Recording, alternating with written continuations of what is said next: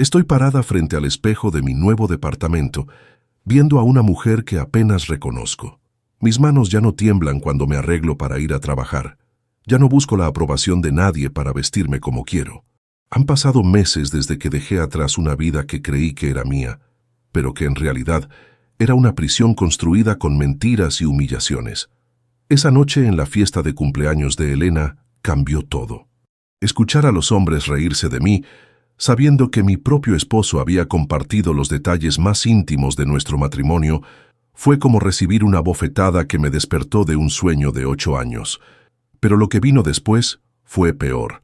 Descubrir que no era solo él, que era toda una red de personas que habían construido una versión falsa de quién era yo. Si te ha pasado algo similar, o conoces a alguien que esté viviendo esto, te pido que compartas esta historia. A veces necesitamos escuchar que no estamos solas para encontrar el valor de cambiar nuestras vidas. Pero antes de contarte cómo llegué a reconquistar mi dignidad, déjame llevarte al momento exacto cuando mi mundo se derrumbó. Carmen, ya llegaste. Ven acá con nosotras. Elena me gritó desde la terraza de su casa en la colonia Roma Norte, agitando una copa de vino tinto. Era marzo y el aire nocturno todavía tenía ese frescor que me gustaba. Acababa de cerrar el contrato más grande de mi carrera como organizadora de eventos. La boda de la hija de un empresario importante en el hotel Four Seasons. Me sentía invencible, como si finalmente hubiera demostrado que mi negocio era más que un hobbyito, como le gustaba decir a Ricardo. ¿Dónde está tu marido?, me preguntó Sofía, la hermana menor de Elena, mientras me servía una copa. Llegando. Tuvo que cerrar la agencia más tarde, respondí, buscando a Ricardo con la mirada entre los invitados. La casa se veía preciosa. Elena siempre había tenido buen gusto para decorar, aunque nunca trabajó. Su esposo, Mauricio, la mantenía muy bien. A veces me preguntaba si no la envidiaba un poquito. No tener que preocuparse por conseguir clientes, por hacer cotizaciones, por demostrar constantemente que eras capaz. Carmen, cuéntanos del evento que acabas de conseguir, me dijo Elena acomodándose en uno de los sillones de mimbre. Les platiqué con emoción sobre la boda. 200 invitados, presupuesto de 500,000 pesos, 3 días de celebración. Era exactamente el tipo de proyecto que había soñado manejar cuando empecé mi empresa hace 4 años. ¡Qué padre! ¿Y Ricardo qué opina?, preguntó Sofía. Pues, está contento, mentí un poco. La verdad es que Ricardo había puesto cara cuando le conté. Dijo algo sobre que iba a estar muy ocupada y que no le iba a dar tiempo de atenderlo como se debe. Los hombres son así. Les gusta que tengamos éxito, pero no demasiado, rió Elena, y las demás asintieron. Hacia las 10 llegó Ricardo con Miguel, su primo, y otros 3 amigos que reconocí de reuniones anteriores. Se fueron directo a la parte de atrás del jardín, donde Mauricio había puesto una mesa con botanas y cervezas. Era típico. Los hombres por un lado, las mujeres por otro. Voy al baño, le dije a las chicas después de un rato. Caminé hacia la casa por el pasillo que daba al jardín trasero. Fue ahí cuando los escuché. Primero reconocí la risa de Miguel, esa risa medio vulgar que siempre me incomodaba. No, en serio, es increíble. Le digo, ¿quieres? Y me dice que está cansada. Siempre está cansada, decía Ricardo. Se me hizo un nudo en el estómago. ¿Estaba hablando de mí? ¿Siempre?, preguntó otra voz que no identifiqué bien. Siempre. O que le duele la cabeza o que tuvo un día pesado. Ya hasta dejé de intentar, continuó Ricardo, y los demás se rieron. Pues búscate otra, hermano. La vida es muy corta para vivir así, dijo Miguel. Es que no entiendes, ella nunca quiere nada en la cama. Nada, como si fuera una monja. Las carcajadas que siguieron me atravesaron como cuchillos. Me quedé paralizada ahí, escondida detrás de la pared, escuchando cómo mi esposo de 8 años convertía nuestra intimidad en entretenimiento para sus amigos. ¿Y tú qué haces?, preguntó alguien más. ¿Qué voy a hacer? Aguantarme. Pero ya estoy hasta la madre, la verdad. Pues déjala que se quede con sus eventos y sus reuniones. Total, mejor para ti, ¿no? Menos responsabilidades. Mi corazón latía tan fuerte que pensé que me iba a desmayar. Quería correr, quería gritarles, quería desaparecer. En lugar de eso, me quedé ahí como una idiota, escuchando cómo destruían lo poco que quedaba de mi autoestima. El problema es que ahora está toda engreída con su trabajito. Se cree muy importante, agregó Ricardo tomando un trago largo de su cerveza. Pero en la casa sigue siendo la misma, fría como un témpano. No pude escuchar más. Regresé al baño casi corriendo, cerré la puerta con seguro y me senté en el piso. Las lágrimas llegaron sin avisar, mezclándose con la rabia y la humillación. ¿Cuántas veces había pasado esto? ¿En cuántas reuniones familiares, cuántas cenas con amigos, cuántas parrilladas había sido yo el tema de conversación? Me imaginé a todos esos hombres riéndose de mí, compadeciendo a Ricardo por estar casado con una mujer fría, pero lo que más me dolía era que parte de lo que decía era cierto. Últimamente no tenía ganas de estar con él, pero no era porque fuera fría o porque no me gustara el sexo. Era porque cada día me sentía más pequeña a su lado, más criticada, más juzgada. Era difícil sentir deseo por alguien que constantemente te hacía sentir que no eras suficiente. Alguien tocó la puerta. «¿Carmen? ¿Estás bien?» Era Elena. «Sí, ya salgo», logré decir, tratando de que no se me quebrara la voz. Me lavé la cara, me retoqué el maquillaje y salí con una sonrisa falsa. «¿Todo bien? Te veías rara». «Sí, solo me dolía un poco la cabeza». Elena me miró con esos ojos que tenía cuando sabía que algo no estaba bien, pero no dijo nada. Regresamos con las demás y traté de actuar normal, pero cada risa que escuchaba del jardín trasero me recordaba lo que acababa de oír. Cuando Ricardo se acercó a despedirse, fingí que todo estaba perfecto. «¿Ya nos vamos?», me preguntó poniéndome la mano en la cintura. «Cuando quieras». En el coche de regreso a casa estuvo hablando de los amigos, del trabajo, de cualquier cosa menos de lo que yo había escuchado. Yo contestaba con monosílabos, viendo las luces de la ciudad pasar por la ventana. «¿Estás bien? Estás muy callada», me dijo cuando llegamos a nuestro departamento en la Condesa. «Solo cansada». «Ah, bueno, era de esperarse», murmuró, y yo supe exactamente lo que quería decir. Esa noche me quedé despierta hasta muy tarde, viendo el techo de nuestra recámara, repasando cada palabra que había escuchado. No podía dejar de pensar en una cosa. Si Ricardo creía que yo era el problema, ¿cuánta gente más lo creía también? Capítulo 2. Palabras que duelen. Pasaron 3 semanas antes de que pudiera confrontar a Ricardo. 3 semanas en las que cada conversación, cada gesto, cada momento de silencio en la casa se volvió una tortura. Me la pasé analizando cada interacción que habíamos tenido en los últimos meses, buscando pistas de cuánto tiempo llevaba hablando de mí así. El peor momento llegó cuando fuimos a cenar a casa de mis papás el domingo siguiente. Mi mamá, como siempre, preguntó por mi trabajo. «¿Cómo va tu negocio, mi amor?», me dijo mientras servía el pozole. «Muy bien, mamá. Acabo de conseguir un contrato grande». «Qué bueno, pero no vayas a descuidar otras cosas importantes», me contestó, lanzándole una mirada cómplice a Ricardo. Mi papá se rió. «Tu mamá tiene razón. El trabajo está bien, pero la familia es primero». Ricardo asintió con esa sonrisa que ahora me daba náuseas.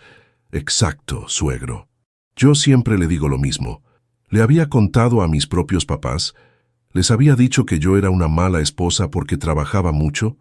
Me quedé callada el resto de la cena, pero por dentro estaba hirviendo.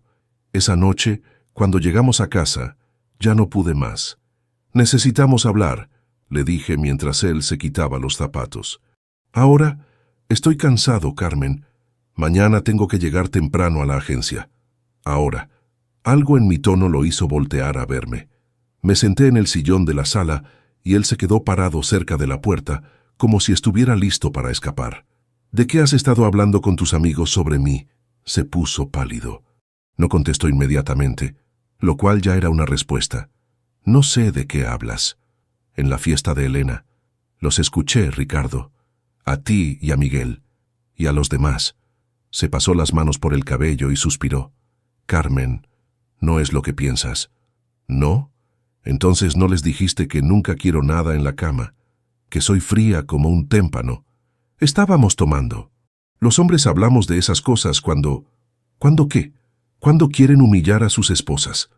«No es para humillarte», gritó, y después bajó la voz. Es que es frustrante, Carmen. Llegamos aquí en la noche y ni siquiera me ves. Todo es tu trabajo, tus clientes, tus eventos. ¿Y entonces la solución es contarle a medio mundo que soy una mala esposa? No dije que fueras mala esposa. Dijiste que era fría, que nunca quiero nada. ¿Sabes lo que eso significa para mí?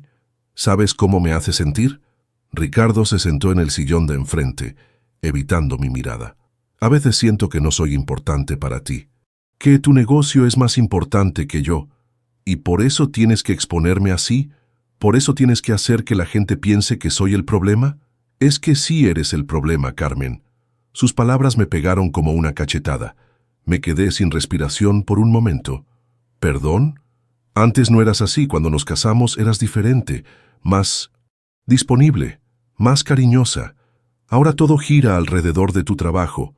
Mi trabajo es importante, Ricardo. Es lo que yo construí. ¿Y qué hay de lo que construimos nosotros? ¿Qué hay de nuestro matrimonio? ¡Nuestro matrimonio! Me levanté del sillón. ¿Te refieres al matrimonio donde tú criticas todo lo que hago? ¿Donde me haces sentir culpable por ser exitosa? No te hago sentir culpable. Te digo la verdad. Tus amigas ganan la mitad de lo que tú ganas y sus maridos están contentos porque ellas saben cuáles son sus prioridades. ¿Mis prioridades? ¿Como Elena, que no ha trabajado un día en su vida? Elena hace feliz a su marido. Elena no llega a la casa hablando de presupuestos y proveedores. Elena no soy yo, lo interrumpí. Yo no soy Elena. Cuando te casaste conmigo sabías quién era. Sabía quién eras, no en quién te ibas a convertir. Nos quedamos viendo un momento que se sintió eterno. En sus ojos vi algo que no había visto antes. Resentimiento real. No era solo que estuviera molesto conmigo. Era que genuinamente creía que yo había cambiado para mal, que me había vuelto alguien peor. ¿Sabes qué es lo más triste?, le dije, sintiendo cómo se me quebraba la voz. ¿Qué, tienes razón en algo? Sí he cambiado. Antes sí era más cariñosa contigo, pero ¿sabes por qué ya no? Porque es muy difícil sentir cariño por alguien que constantemente te hace sentir que no eres suficiente. Yo nunca te he dicho que no eres suficiente. No con palabras. Pero cada vez que criticas cuánto trabajo, cada vez que susurras cuando contesto el teléfono, cada vez que pones esa cara cuando hablo de mis proyectos, ¿tú crees que eso no me afecta? Ricardo se quedó callado. Se veía incómodo, como si no hubiera pensado en eso antes. Y ahora me entero de que no solo me criticas a mí, sino que le cuentas a todo mundo lo mal que soy en la cama, como si eso fuera solo culpa mía. Carmen, ¿le has contado a tu mamá? ¿A tus hermanas? La expresión en su cara me dijo todo lo que necesitaba saber. Dios mío. ¿A cuánta gente, Ricardo? ¿A cuánta gente le has contado que tu esposa es fría y que por eso tu vida es miserable? No es tan dramático como lo estás poniendo. No es dramático. ¿Te imaginas si yo fuera por ahí contándole a mis amigas que tú no me satisfaces, que eres mal amante? ¿Cómo te sentirías? Eso es diferente. ¿Por qué? ¿Porque eres hombre? Porque es diferente y ya. Los hombres hablamos de esas cosas. Los hombres hablan de esas cosas para humillar a sus esposas y sentirse mejor consigo mismos. Ricardo se levantó del sillón. ¿Sabes qué, Carmen? Estoy cansado de esta conversación. Estoy cansado de que todo sea mi culpa. Estoy cansado de llegar a mi casa y sentir que estorbo. Y yo estoy cansada de llegar a mi casa y sentir que tengo que pedirte perdón por existir. Entonces, tal vez, deberíamos preguntarnos para qué seguimos juntos. Sus palabras se quedaron flotando en el aire como humo.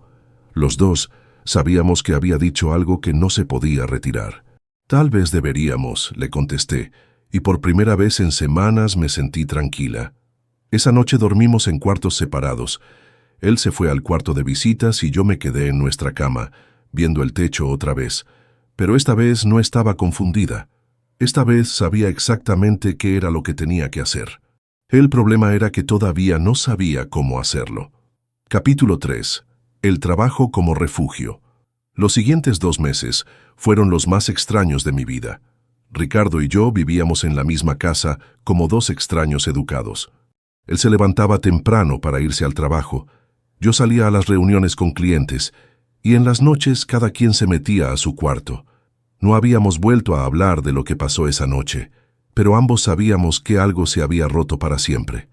Me refugié en el trabajo como nunca antes. Acepté 3 proyectos al mismo tiempo: la boda del Four Seasons, un evento corporativo para una empresa de tecnología, y la boda de Sofía Restrepo, una arquitecta joven que me había contactado por recomendación. Sofía era todo lo que yo había sido a los 25.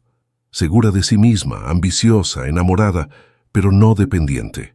Cuando nos reunimos por primera vez en un café de la zona rosa, me recordó a mí misma antes de casarme. «Quiero algo elegante pero no ostentoso», me explicó, moviendo las manos mientras hablaba. «Mi novio y yo hemos trabajado mucho para llegar donde estamos. Queremos que la boda refleje eso». «¿En qué trabaja tu novio?», le pregunté, tomando notas. «Es ingeniero, como yo. Nos conocimos en la universidad». Se rió. «A veces la gente nos dice que somos muy parecidos, que los dos somos muy ambiciosos, como si fuera algo malo». Sus palabras me dolieron en un lugar que no sabía que todavía estaba sensible. «¿Y él te apoya en tu carrera?». «Claro. De hecho, él fue quien me animó a empezar mi propio despacho. Dice que soy muy buena para dejarme trabajar para otros toda la vida». Me quedé callada un momento, fingiendo que revisaba mis notas. «¿Estás bien?», me preguntó Sofía. «Sí, perdón. Es que me recordaste a mí cuando era más joven». «¿Qué cambió?». Era una pregunta sencilla, pero no tenía una respuesta sencilla. ¿Qué había cambiado? ¿El matrimonio? ¿Ricardo? ¿Yo? «La vida», le contesté. «A veces la vida se vuelve más complicada». Sofía me miró con esos ojos inteligentes que tienen las mujeres cuando saben que hay más historia detrás de una respuesta. «Bueno, pues, ojalá que planear mi boda te ayude a recordar lo bueno que puede ser cuando 2 personas se apoyan de verdad». Mientras trabajaba en su boda, no podía dejar de comparar su relación con la mía. Diego, su novio, la llamaba durante nuestras reuniones solo para preguntarle cómo iba todo, si necesitaba algo. Cuando hablaba de ella se notaba que estaba orgulloso. Cuando Ricardo hablaba de mí, bueno, ya sabía cómo hablaba de mí. El problema era que mis otros proyectos empezaron a verse afectados por mi situación en casa. La señora que organizaba el evento corporativo, Lucía Mendoza, me hizo un comentario que me heló la sangre durante una de nuestras juntas. «Carmen, una pregunta personal. ¿Tú estás casada?». «Sí, ¿por qué?». «Es que mi cuñada conoce a tu esposo. Dice que trabaja en una agencia de autos, ¿no?». Se me revolvió el estómago. «Sí». «Ah, qué casualidad. El otro día estábamos platicando en una reunión familiar y salió tu nombre. Mi cuñada dice que tu esposo es muy simpático». «Ah, sí, Ricardo es muy sociable». «Sí, eso dijo. También mencionó que, bueno, que has estado muy ocupada con el trabajo últimamente, que a veces es difícil para los matrimonios cuando la mujer trabaja tanto». Ahí estaba. La prueba de que las conversaciones de Ricardo no se limitaban a sus amigos borrachos. También había incluido a las esposas, a las cuñadas, a toda la red social que compartíamos. «El trabajo es importante para mí», le contesté, tratando de mantener la calma. «Por supuesto, por eso te contraté. Solo, bueno, espero que encuentres el equilibrio. Los hombres necesitan atención, ¿sabes?». Salí de esa junta sintiéndome humillada y furiosa. ¿Cuántas de mis clientas habían escuchado versiones de la historia de Ricardo? ¿Cuántas me veían como la mujer que no sabía cuidar a su marido? Esa noche confronté a Ricardo otra vez. «¿Le has contado a la familia de Lucía Mendoza sobre nuestro matrimonio?». «¿Quién es Lucía Mendoza?». «Una de mis clientas. Su cuñada aparentemente te conoce». Ricardo se veía genuinamente confundido. «Carmen, yo conozco a mucha gente por el trabajo. No me acuerdo de todas las conversaciones que tengo». «¿No te acuerdas de haberle contado a alguien que tu esposa trabaja tanto que no te hace caso?». «Puede ser. A veces surge el tema, no sé». «¿Surge el tema?». «Ricardo, estás dañando mi reputación profesional. No seas dramática. Nadie te está dañando». «Claro que sí. ¿No entiendes que cuando tú andas por ahí quejándote de mí, la gente me va a ver diferente? ¿Que mis clientas van a pensar que no soy confiable porque no puedo ni manejar mi matrimonio? Si manejaras tu matrimonio no tendría de qué quejarme. Era como hablar con una pared. No podía o no quería entender el daño que me estaba haciendo. La situación empeoró cuando fui a la reunión familiar de mayo en casa de los papás de Ricardo. Su mamá, doña Esperanza, me recibió con esa sonrisa falsa que había perfeccionado a lo largo de los años. «Ay, Carmen, qué bueno que viniste. Ya casi no te vemos. He estado ocupada con el trabajo, señora». «Sí, eso nos ha contado Ricardo. Muy ocupada». Su hermana Laura estaba sentada en la sala con su esposo y sus 2 hijos. Cuando me vio llegar, intercambió una mirada con doña Esperanza. «Carmen, ¿cómo vas con eso de tener hijos?», me preguntó Laura. «¿Ya llevan muchos años casados?» «Pues, no hemos decidido todavía». «Ay, pero no esperen mucho. Mira que el tiempo pasa volando». Doña Esperanza se acercó y me puso la mano en el hombro. «Laura tiene razón, mi hija. Los hijos unen más a los matrimonios, te dan otra perspectiva de la vida. Además», agregó Laura, «una vez que seas mamá, vas a tener otras prioridades. No vas a querer estar trabajando todo el tiempo». Me quedé helada. ¿Ricardo también les había contado que no queríamos hijos? O peor, les había dicho que yo no quería porque estaba muy enfocada en mi carrera. «El trabajo también es importante», logré decir. «Claro, pero la familia es primero», me contestó doña Esperanza. «Una mujer que no puede cuidar a su marido, ¿cómo va a cuidar a sus hijos?». Las palabras de Ricardo resonaron en mi cabeza. Ella nunca quiere nada en la cama. ¿También les había contado eso? Por eso asumían que el problema para tener hijos era mío. Esa noche, cuando regresamos a casa, tuve otra revelación horrible. «Ricardo, ¿qué le has contado a tu familia sobre por qué no tenemos hijos?». «Nada específico. Nada específico o nada. Carmen, no vamos a empezar otra vez. ¿Les dijiste que no quiero tener hijos porque estoy muy ocupada con el trabajo? Puede ser que haya salido el tema. ¿Y les contaste también que tengo endometriosis? ¿Que a veces me duele y por eso no siempre tengo ganas de tener relaciones?». Ricardo se quedó callado. «Ah, no, eso no se los contaste, porque eso te haría quedar mal a ti, ¿verdad? Es más fácil decir que tu esposa es fría a explicar que a veces está enferma y tú no tienes paciencia. No es lo mismo». «Claro que es lo mismo, pero es más conveniente para ti que todos piensen que soy yo la del problema». Esa noche me di cuenta de algo terrible. Ricardo no solo había estado hablando mal de mí, había estado construyendo una narrativa completa donde yo era la villana de nuestro matrimonio. Y lo peor de todo era que había gente que se la estaba creyendo, incluyendo, me daba cuenta con horror, a mí misma. Capítulo 4. Despertando. En junio tomé una decisión que cambiaría todo. Busqué ayuda profesional. No podía seguir viviendo así, sintiéndome como una extraña en mi propia vida. Encontré a la doctora Patricia Luna a través de una recomendación en línea. Su consultorio estaba en la colonia del Valle, y cuando hablé para pedir cita, su secretaria me dijo que tenía disponibilidad hasta dentro de 3 semanas. 3 semanas está bien, le dije. Ya he esperado 8 años, puedo esperar un poco más. Mi primera sesión fue un desastre. Me senté en su sillón beige y me quedé callada durante 10 minutos, sin saber por dónde empezar. «¿Qué te trae aquí, Carmen?», me preguntó la doctora Luna.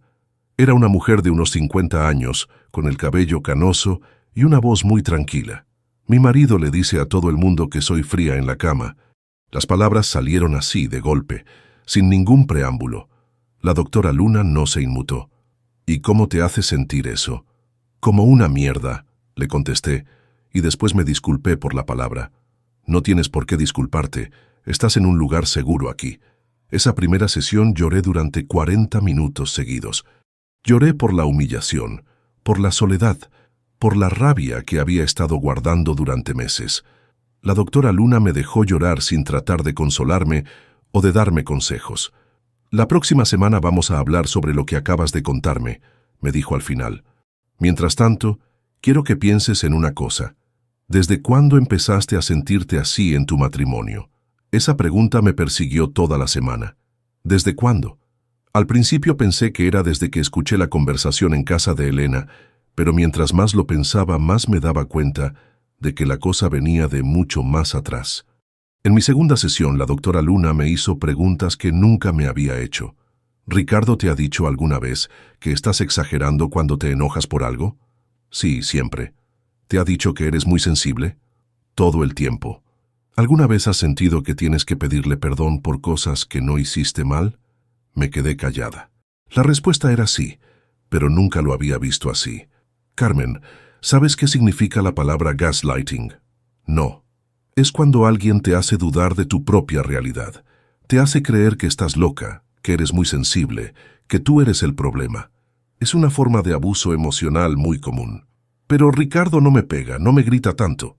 El abuso no siempre es físico, a veces es más sutil. Te va desgastando poco a poco hasta que ya no sabes quién eres. Salí de esa sesión con la cabeza dándome vueltas. ¿Abuso emocional? ¿Yo? Pero si tenía un buen matrimonio. Bueno, había tenido un buen matrimonio, ¿o no? Mientras tanto, las cosas en casa empeoraron. Ricardo había empezado a revisar mi teléfono cuando yo estaba bañándome. Al principio no me di cuenta, pero una noche salí del baño y lo encontré con mi celular en la mano. ¿Qué haces? Se te olvidó apagarlo y estaba sonando. Y por eso lo agarraste. Era un mensaje, pensé que era importante. ¿De quién? De tu cliente, la de la boda. Sofía. Me quedé parada ahí, desnuda, envuelta en la toalla, sintiéndome completamente vulnerable. Ricardo, ese es mi teléfono privado. Somos esposos, Carmen. No deberíamos tener cosas privadas. ¿Tú me dejas revisar tu teléfono? Si quieres, claro. Pero cuando le dije que sí quería, se puso nervioso y empezó a dar excusas. Ahorita no, que tengo trabajo pendiente. ¿Trabajo en tu teléfono personal? Carmen, no seas paranoica. Ahí estaba otra vez esa palabra, paranoica. Como si mis preocupaciones no fueran válidas. Unos días después, apareció en mi oficina sin avisar. Yo estaba en una junta con Sofía y Diego, planeando los últimos detalles de su boda, que sería en agosto. «Hola», dijo Ricardo asomándose por la puerta. «Perdón que interrumpa». «Hola», le contesté confundida. «¿Qué haces aquí?» «Venía pasando y se me ocurrió invitarte a comer». Era mentira. Ricardo nunca venía pasando por mi oficina. Estaba a 20 minutos de su trabajo y en dirección contraria a cualquier lugar donde él tuviera que estar. «Estoy en junta», le dije. «Ah, no se preocupen por mí», les dijo a Sofía y Diego. «Soy Ricardo, el esposo de Carmen». «Mucho gusto», contestó Diego, levantándose para saludar. «Igualmente». «¿Ya van a ser los novios?» «Sí, nos casamos en agosto», le contestó Sofía. «Qué padre. Ojalá que Carmen los esté cuidando bien. A veces se le va el avión con tanto trabajo». Me quedé helada. ¿En serio acababa de hacer eso? ¿Acababa de menospreciarme frente a mis clientes? «Carmen es increíble», contestó Sofía. «Es la mejor decisión que hemos tomado». «Ah, qué bueno. Es que en la casa a veces la veo muy estresada y me preocupo». «Bueno», interrumpí, «te veo en la casa en la noche. Ahorita estamos ocupados».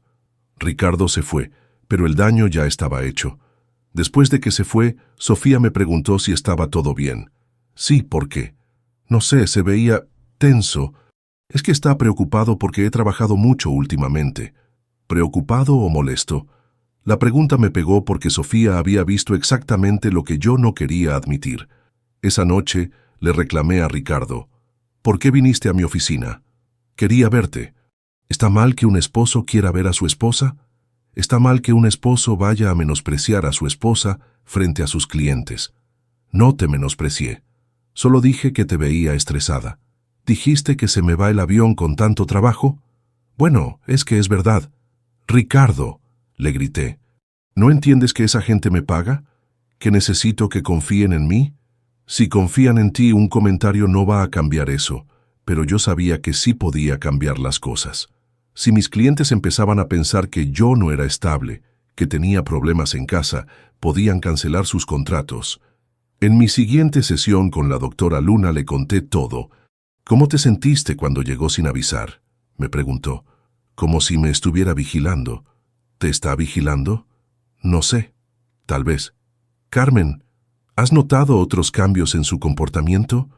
Le conté sobre el teléfono, sobre cómo ahora me preguntaba a dónde iba cuando salía, sobre cómo me llamaba más seguido durante el día para saber cómo estaba. «¿Y tu familia qué opina de todo esto?» «No les he contado». «¿Por qué?» «Porque van a decir que estoy exagerando, que los matrimonios pasan por crisis y que tengo que ser más paciente». ¿Tú crees que estás exagerando? No sé. A veces sí, a veces no. ¿Sabes qué me parece interesante? Que después de todo lo que me has contado, todavía te preguntas si estás exagerando. Tenía razón. Después de meses de sentirme humillada, vigilada y menospreciada, todavía dudaba de mis propias percepciones. ¿Qué crees que pasaría si le dijeras a tu familia lo que está pasando?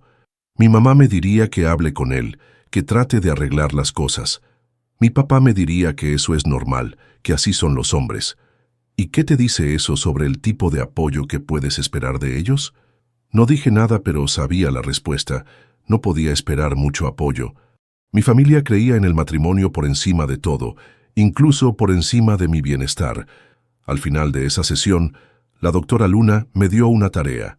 Quiero que esta semana pongas límites pequeños, nada dramático, solo pequeñas cosas que te ayuden a sentir que tienes control sobre tu propia vida.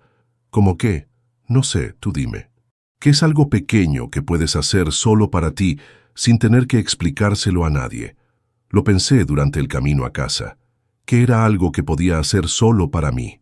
Al día siguiente, cambié la contraseña de mi teléfono. Capítulo 5. La decisión. Agosto llegó con una sensación de urgencia que no podía explicar. La boda de Sofía estaba programada para el último sábado del mes en una hermosa hacienda en Tepoztlán, y yo había puesto toda mi energía en que fuera perfecta.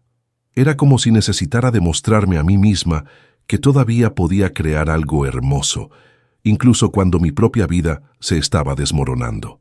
Las sesiones con la doctora Luna me habían ayudado a ver las cosas más claras, pero también me habían puesto en una posición imposible. Ahora sabía que lo que estaba viviendo no era normal, pero no sabía qué hacer con esa información. ¿Has pensado en la separación?, me preguntó la doctora Luna en nuestra sesión de la segunda semana de agosto. Todos los días, le contesté, pero es muy complicado. ¿Qué es lo más complicado? El dinero. La casa está a nombre de los dos, tenemos deudas juntas. Mi negocio, si me separo, va a haber un escándalo, la gente va a hablar. ¿Y qué van a decir? Que tenían razón, que yo era el problema, que por eso no funcionó el matrimonio. ¿Tú crees que eres el problema? Ya no sé qué creer. Era verdad. Después de meses de terapia sabía que Ricardo me había estado manipulando, pero todavía había una parte de mí que se preguntaba si tal vez sí era demasiado ambiciosa, si tal vez sí había descuidado mi matrimonio. Carmen, hay algo que quiero que entiendas, me dijo la doctora Luna. Dudar de ti misma es exactamente lo que se supone que debe pasar cuando has vivido abuso emocional durante mucho tiempo. No significa que estés loca, significa que has estado viviendo en una realidad distorsionada. ¿Cuánto tiempo toma volver a la normalidad? No hay una respuesta fija. Pero sí te puedo decir que mientras sigas en la misma situación, va a ser muy difícil sanar. Esa semana Ricardo escaló su comportamiento. El miércoles llegué a casa y encontré que había movido cosas en mi oficina. ¿Por qué moviste mis papeles?, le pregunté. Estaba limpiando, se veía muy desordenado. Ricardo, esos papeles estaban organizados. Ahora no sé dónde está nada. Relájate, solo los acomodé. Pero no era solo acomodar. Había revisado contratos, había movido facturas, había tocado archivos confidenciales de mis clientes. ¿Leíste mis contratos? Vi algunos papeles. ¿Está mal que me interese en tu trabajo? Sí, está mal. Esa información es confidencial. Carmen, somos esposos. No me puedes tratar como si fuera un extraño. Sí puedo, es mi trabajo, es mi privacidad. Tu privacidad, se rió. ¿Desde cuándo necesitas privacidad conmigo? Esa noche me quedé despierta hasta las 3 de la mañana, reorganizando mis archivos y preguntándome qué más había visto. Al día siguiente llamé a mi banco para cambiar mis contraseñas y preguntar si alguien más había tratado de acceder a mis cuentas. El viernes antes de la boda de Sofía, Ricardo me dijo que quería ir conmigo. No puedes. Es trabajo, no es social, pero es en Tepoztlán. Podemos hacer el viaje juntos, como unas mini vacaciones. Ricardo, voy a estar trabajando. No voy a poder atenderte. No necesito que me atiendas, solo quiero estar ahí, apoyarte. No, no, no, no quiero que vayas. Su cara cambió completamente. ¿Por qué no quieres que vaya? Porque cada vez que vas a uno de mis eventos me menosprecias, haces comentarios, me pones nerviosa. Eso no es verdad. Sí es verdad. Y esta boda es muy importante para mí. No puedo arriesgarme a que hagas algo que la arruine. ¿Crees que voy a arruinar tu trabajo? Sí. La palabra salió tan clara y tan firme que nos sorprendió a los dos. Está bien, me dijo después de un momento. No voy. Pero creo que esto dice mucho sobre nuestro matrimonio. Sí, le contesté. Sí dice mucho. El sábado de la boda me levanté a las 5 de la mañana para estar en Tepoztlán a las 8. El día estaba perfecto. Cielo azul, temperatura ideal, sin nubes. Todo iba saliendo como lo habíamos planeado. Sofía se veía radiante. Durante los preparativos en la mañana, me platicó que ella y Diego habían decidido comprarse una casa juntos después de la luna de miel. Vamos a poner todo a nombre de los dos, me dijo mientras se maquillaba. Diego dice que no hay punto en casarse si no vamos a construir todo juntos. ¿Y tu carrera? ¿Qué tiene? Vamos a apoyarnos mutuamente. Él va a seguir con su empresa y yo con mi despacho. Hasta estamos pensando en hacer algunos proyectos juntos en el futuro. La ceremonia fue perfecta. Ver a Sofía y Diego intercambiar votos me hizo llorar, pero no de felicidad. Lloré porque me di cuenta de lo que nunca había tenido. Lloré porque entendí que el amor no se supone que te haga sentir pequeña. La fiesta iba de maravilla, hasta las 9 de la noche.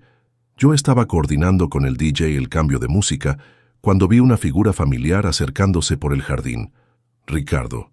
Había venido a pesar de que le dije que no. Se veía alterado, como si hubiera estado tomando. ¿Qué haces aquí?, le pregunté cuando llegó hasta donde estaba yo. Vine a buscarte, necesitamos hablar. Estoy trabajando, Ricardo, no puedes estar aquí. Sí puedo. Es un lugar público.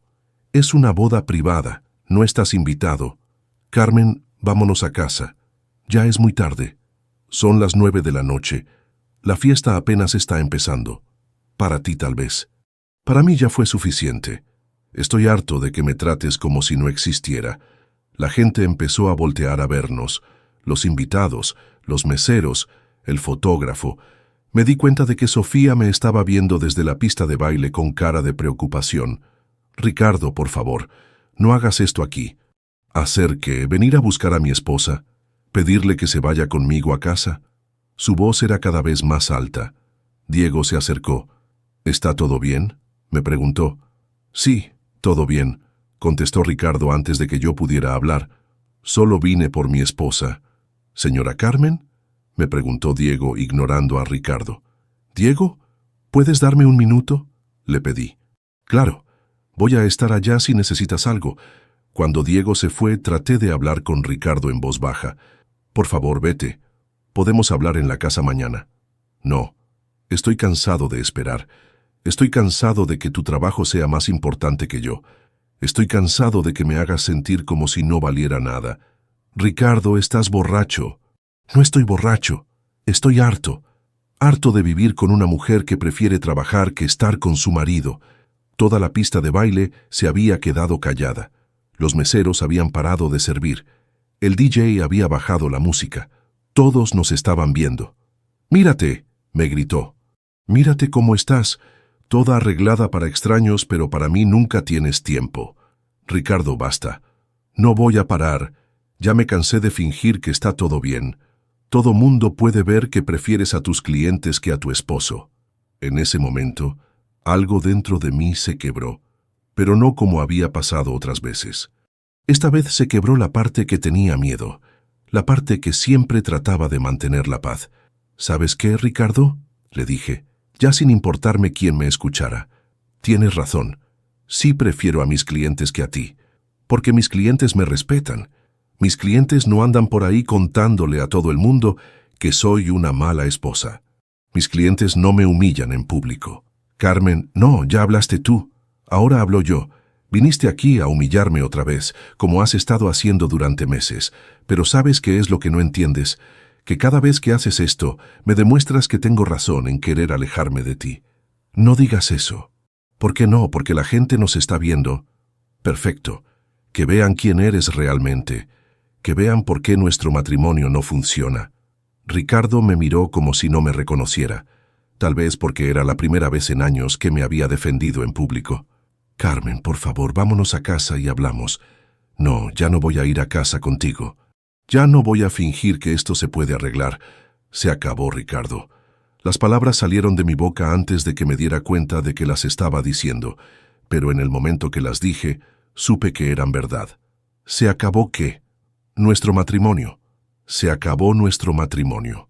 Ricardo se quedó parado ahí, en medio del jardín de una hacienda en Tepoztlán, rodeado de extraños que habían visto su verdadera cara. Después de un momento que se sintió eterno, se dio la vuelta y se fue. Me quedé ahí, temblando, sin saber si acababa de cometer el error más grande de mi vida o si acababa de salvarme. Sofía se acercó y me puso la mano en el hombro. ¿Estás bien? No sé, le contesté, pero creo que voy a estar bien. Capítulo 6. Reconstruyendo los siguientes 6 meses fueron los más difíciles y los más liberadores de mi vida. Cuando regresé a la casa el domingo después de la boda de Sofía, Ricardo ya había empacado y se había ido a casa de su mamá. Me había dejado una nota en la mesa de la cocina que decía: «Ya que quieres estar sola, ahí tienes tu espacio. Cuando se te pase el berrinche, me hablas». No le hablé. El lunes fui directo al despacho de un abogado que me había recomendado la doctora Luna. Se llamaba Arturo Ramírez y tenía su oficina en la colonia Escandón. Era un hombre de unos 60 años, con cara de haber visto muchos matrimonios destruirse. «Quiero el divorcio», le dije sin preámbulos. «¿Cuánto tiempo llevan casados?» 8 años. ¿Tienen hijos? No. ¿Propiedades? Un departamento que compramos juntos, está a nombre de los dos. ¿Deudas?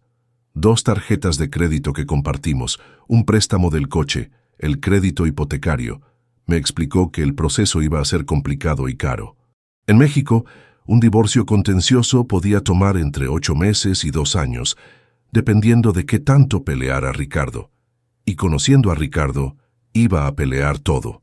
«¿Cuánto va a costar?», le pregunté. «Entre 50 y 100,000 pesos, dependiendo de qué tan difícil se ponga la otra parte».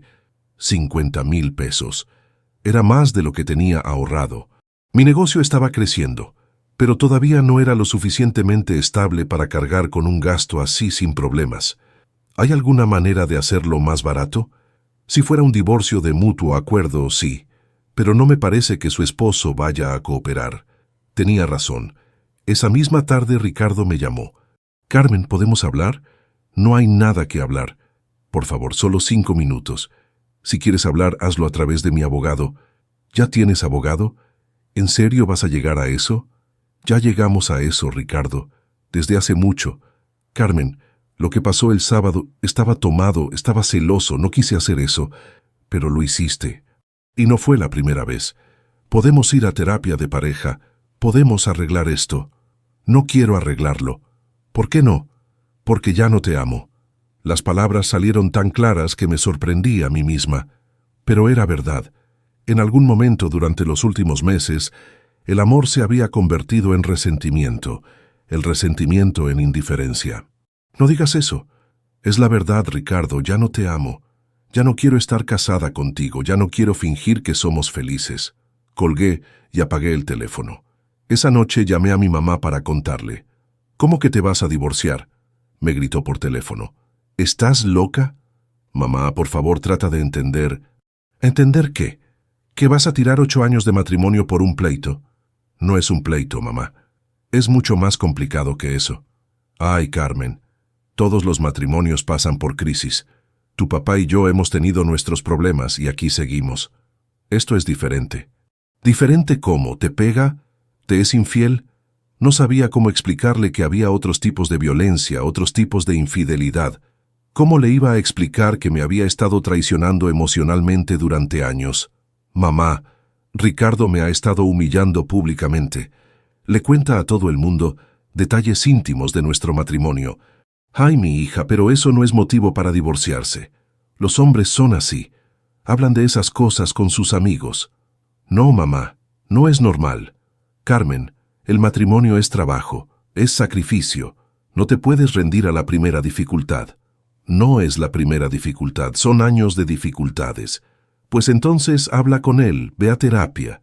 Pero no te divorcies. ¿Qué va a decir la gente? Ahí estaba. Lo que realmente le preocupaba a mi mamá no era mi felicidad, era qué iba a decir la gente. Me da igual lo que diga la gente. A mí no me da igual. Somos una familia decente. Los divorcios están mal vistos. Mamá, estamos en el siglo XXI. Estamos donde estamos, pero las cosas están como están. Una mujer divorciada siempre va a ser señalada. Prefiero que me señalen a seguir viviendo infeliz. Estás siendo muy egoísta, Carmen. Esa palabra me dolió más de lo que esperaba. Egoísta. Como si querer ser feliz fuera un defecto. Si ser egoísta significa no dejar que me traten mal, entonces sí soy egoísta. Mira, piénsalo bien. Duerme sobre el asunto. En unos días se te va a pasar el coraje y vas a ver las cosas diferentes. Pero no se me pasó el coraje. Lo que pasó fue que Ricardo empezó su propia campaña para hacerme ver que estaba cometiendo un error. Primero fueron las llamadas. Me llamaba todos los días, a veces varias veces al día. Cuando dejé de contestar, empezó a mandarme mensajes. Carmen, por favor, podemos arreglar esto. No me puedes tirar así nomás. Tenemos historia juntos. Te amo. Sé que en el fondo tú también me amas. Después vinieron las visitas no anunciadas. Llegaba a mi oficina con flores, con cartas, con promesas de cambiar. Una vez llegó con una cadena de oro que había comprado. Es para que recuerdes que somos una pareja, me dijo. Para que recuerdes lo que hemos construido juntos. Ricardo, ya hablé con un abogado. Esto se acabó. Los abogados solo quieren dinero. No les importa si destruyen familias. Nadie está destruyendo nada. Ya estaba destruido. ¿Por qué estás siendo tan cruel? No estoy siendo cruel. Estoy siendo honesta. La Carmen que yo conocí no era así. Era más dulce, más comprensiva. La Carmen que tú conociste ya no existe. La mataste a base de humillaciones. Yo nunca te humillé. ¿En serio? ¿Nunca? No a propósito. ¿Entonces qué era? ¿Accidentes? ¿Te tropezabas con la boca y sin querer le contabas a la gente que tu esposa era fría en la cama? Ricardo se quedó callado. ¿Sabes qué es lo más triste?, le dije. Que ni siquiera ahora puedes admitir lo que hiciste. Ni siquiera ahora puedes decir, sí, te lastimé, perdóname. Mamá, te lastimé, perdóname. Es muy tarde. En noviembre, Ricardo cambió de estrategia. Si no podía convencerme a mí, iba a tratar de convencer a mi familia. Fue a hablar con mis papás. Tu marido vino a hablar con nosotros, me dijo mi papá por teléfono. Se ve muy arrepentido. Papá, por favor, no te metas en esto. ¿Cómo no me voy a meter? Eres mi hija, y Ricardo es como un hijo para mí. Es que no entiendes lo que pasó. Entiendo que están pasando por una crisis matrimonial. Entiendo que él cometió errores, pero también entiendo que tú no estás siendo muy comprensiva. ¿Comprensiva? Carmen, el muchacho está destrozado. Dice que tú ya no quieres ni hablar con él.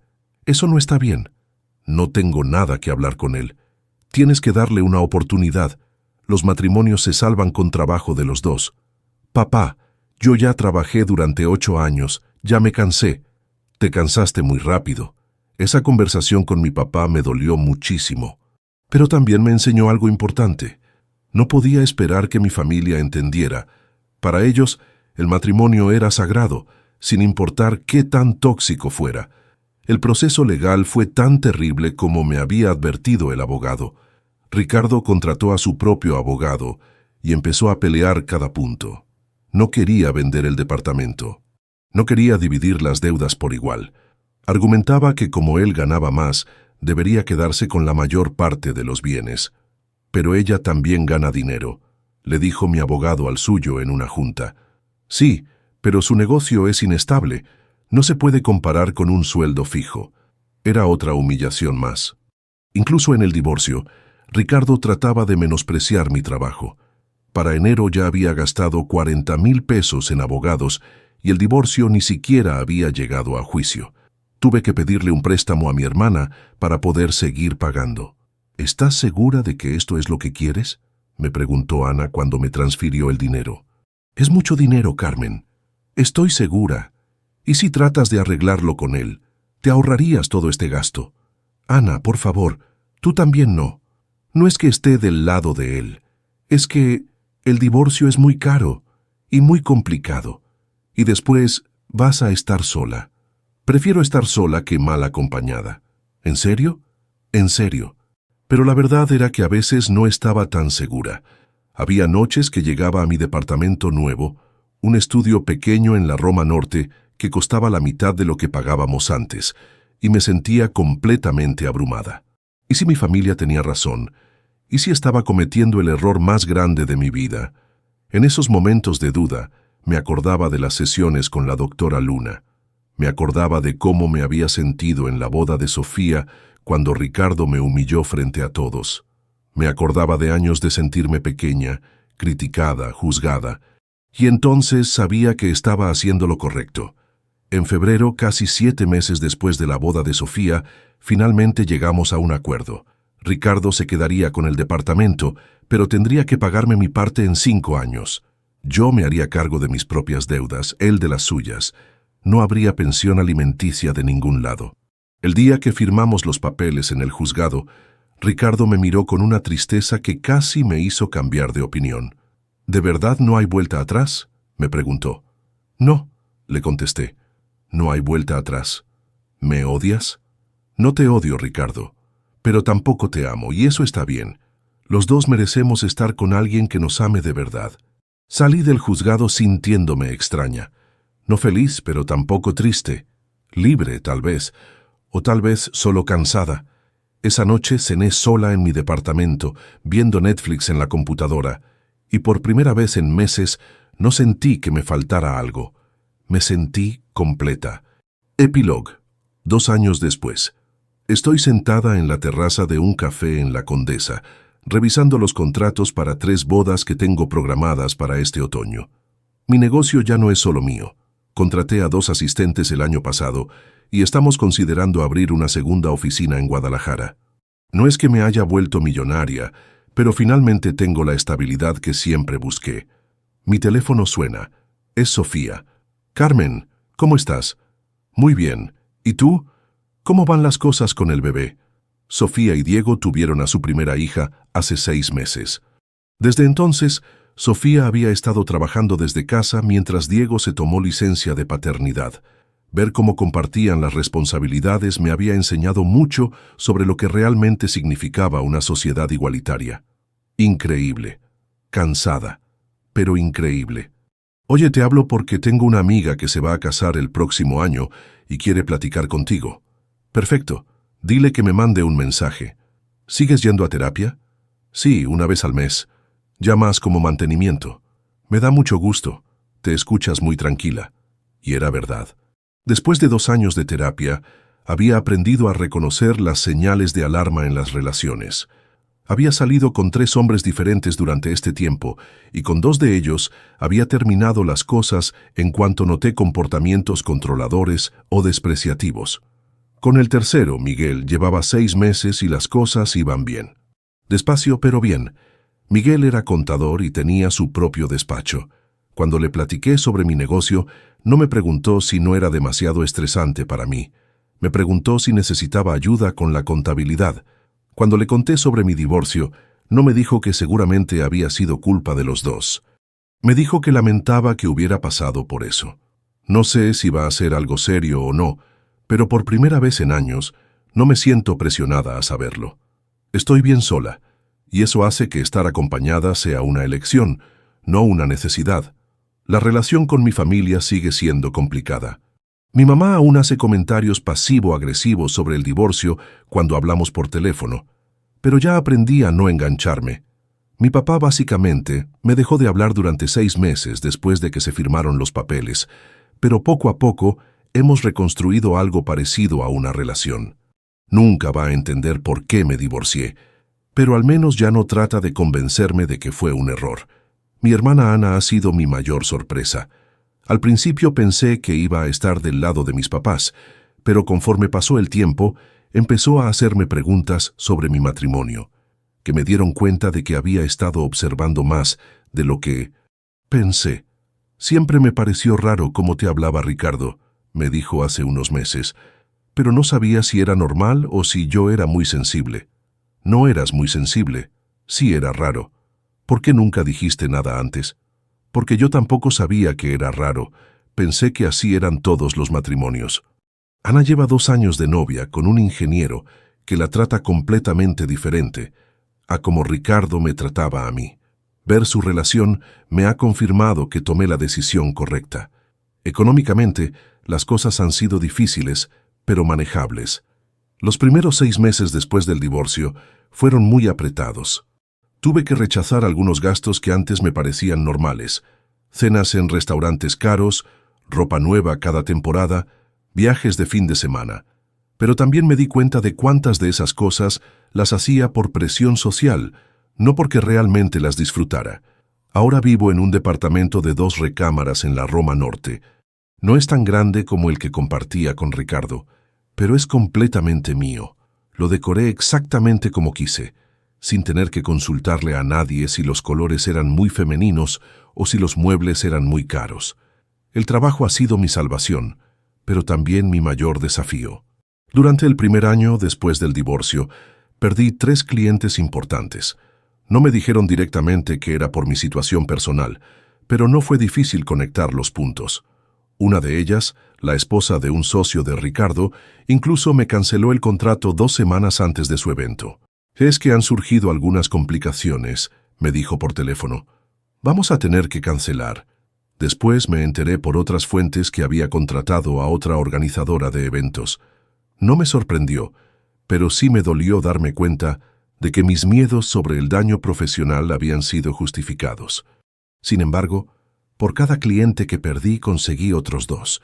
Mi reputación como organizadora se fortaleció y empecé a trabajar con gente que me valoraba por mi profesionalismo, no por mi estado civil. Sofía me ha recomendado con varias de sus amigas arquitectas, y ese círculo profesional ha sido mucho más receptivo a trabajar con una mujer independiente. El mes pasado me encontré a Ricardo en una gasolinera. Fue la primera vez que lo veía desde el día que firmamos los papeles del divorcio. Se veía más delgado, con algunas canas que antes no tenía. «Hola, Carmen», me dijo incómodo. «Hola, Ricardo. ¿Cómo estás?» «Bien. ¿Y tú?» «Bien también, trabajando mucho». Nos quedamos parados ahí por un momento, sin saber qué decir. Era extraño ver a alguien que había sido tan importante en mi vida, convertido en prácticamente un extraño. «¿Sigues con tu negocio?», me preguntó. «Sí, de hecho está creciendo mucho. Me da gusto». Y sonaba sincero. Tal vez el tiempo y la distancia le habían dado perspectiva, o tal vez solo era cortesía básica. No importaba. Ya no necesitaba su aprobación. «¿Tú estás bien?», le pregunté. «¿Saliendo con alguien?» «Sí, tengo novia. Se llama Patricia. Es maestra». «Qué bueno. ¿Y tú?» «Sí, también estoy saliendo con alguien. Me da gusto. Te lo mereces». Cuando nos despedimos, no sentí enojo ni tristeza, solo una especie de tranquilidad extraña, como cerrar un libro que habías estado leyendo durante mucho tiempo. Esta mañana, mientras me arreglaba para venir al café, me vi en el espejo y reconocí a la mujer que solía ser antes de casarme. No exactamente la misma, tengo más líneas alrededor de los ojos, más experiencia, más cicatrices, pero la esencia es la misma. Esa mujer que confiaba en sí misma, que tenía metas propias, que no necesitaba la aprobación de nadie para sentirse valiosa. Me tomó 8 años de matrimonio y 2 años de terapia recuperarla. Pero aquí está. La doctora Luna me dijo algo en una de nuestras últimas sesiones que no he podido olvidar. Sanar no significa regresar a como eras antes. Significa convertirte en quien siempre tuviste el potencial de ser. Creo que eso es exactamente lo que ha pasado. No sé qué viene después. Tal vez Miguel y yo nos pongamos más serios. Tal vez no. Tal vez expanda mi negocio internacionalmente. Tal vez me tome un año sabático para viajar. Tal vez tenga hijos, tal vez no. Pero por primera vez en mucho tiempo, todas esas posibilidades me emocionan en lugar de asustarme, porque ahora sé que sin importar lo que pase, voy a estar bien, porque ya no necesito que nadie más me diga quién soy. Lo sé yo.